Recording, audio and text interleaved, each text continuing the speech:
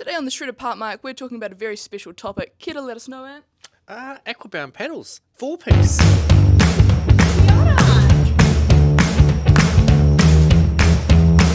Hello, my name is Blair, and welcome to today's Beer O'Clock. We're talking about Packraft paddles today. Whoa. Beer first. Gear, but beer first. We've got Black Sands, it's their Pilsner, New Zealand-based company. And I was just commenting on how cool the graphics is. It looks like someone's painted it. It's insane. So colourful. Pretty cool. And water-based, which is perfect. Should we taste it? I'll taste it. You can. That's really, really nice. I'm going to keep drinking this. So what have you got? So today we're going over some packrafting paddles. We classify those as all of the 4-piece paddles in our collection. The first one we'll go over is the Shred. So the Shred comes in this beautiful one here, so the Shred Carbon. So that has a carbon shaft and then a carbon reinforced blade, and that breaks down into 4 pieces. It's a non-adjustable feather, so what you see is what you get essentially. It's going to be a great paddle for punchy white water, all that sort of thing. Breaks down super easily, super simple. And then you've got the little pin at the top. So that is what you're carrying. How cool. 5 seconds to break down and it'll fit into your bag super well. Now they do have a variant of this, which is called the Shredder Part, and essentially you can either it comes with 2 of these, you can turn them into a full paddle, it'll look just like that, operate just like that, or you can put these handles on the top. This is going to be great if you are in a double pack raft or a slightly wider pack raft and you want more of that canoe feel. You can just break it up, put the handles on, and you and a mate can each have one of these so you can canoe down, and that is another great way that you can utilise your pack raft to change it up. Alrighty, next in line we've got this guy here. So it's a Manta Ray hybrid, and again 4-piece. In fact, they're all going to be 4-piece because we're talking about. This has got your positioning here for the posi lock. So essentially, if you press that in, you can pull it out, and then you can rotate your feather, which is kind of handy. So left, right-handed, which is super handy. And then again, you've got another push button at the top to release the paddle blade. What's that one made of?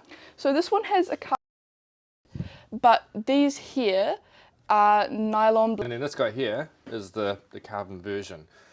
So essentially, this is a little bit more budget friendly. This is a little bit slightly higher price point. Slightly stronger blade, to be fair. Be both nice to paddle. It just depends on kind of where your priorities are, because this is a little bit lighter. But you know, everyone likes different things. And then these come in different paddle lengths. Now, before we touch on paddle lengths, what's the last one we've got? We've got the whiskey. We have, yeah, exactly, the whiskey. So this guy here is going to be the lightest, one of the lightest paddles that we have. So it is a beautiful carbon blade, and it is a beautiful compression molded fiberglass blades, should I say. That is what gives them these beautiful colours that you can't really get with any other style of blade.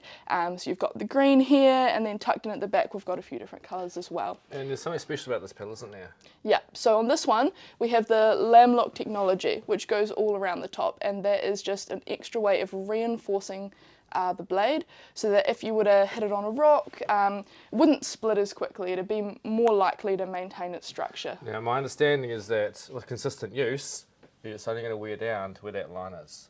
So it's going to last a lot longer, which is kind of nice. I mean, you're investing in a paddle, right? You want it to last as long as you can. It seems to be the way to go. Now, what's the go with paddle lengths? We've got so many here. Totally. So, if you're just taking your packraft out on general all-purpose missions, you can go for about 205 centimetres to 210 centimetres. You buy a paddle that length, it's all-purpose. You can pretty much do anything with it. You've got to bear in mind different heights, though. Totally. So if you're really tall, maybe reconsider that, because you've got to be practical. You'll probably have quite long arms. You've also got to be comfortable paddling it, but you did right. Keeping in those lengths is probably more universal for most people, eh? Totally. And it also takes into account the width on either side of you. So if you're in a pack raft, it's a lot more volume on your side. If you were in, say, a double pack raft or a pack raft with a lot more buoyancy, like you'd use if you were racing, you might want to go up to 210, 220 even, which is going to give you a lot more length and is going to be a lot nicer when you're racing.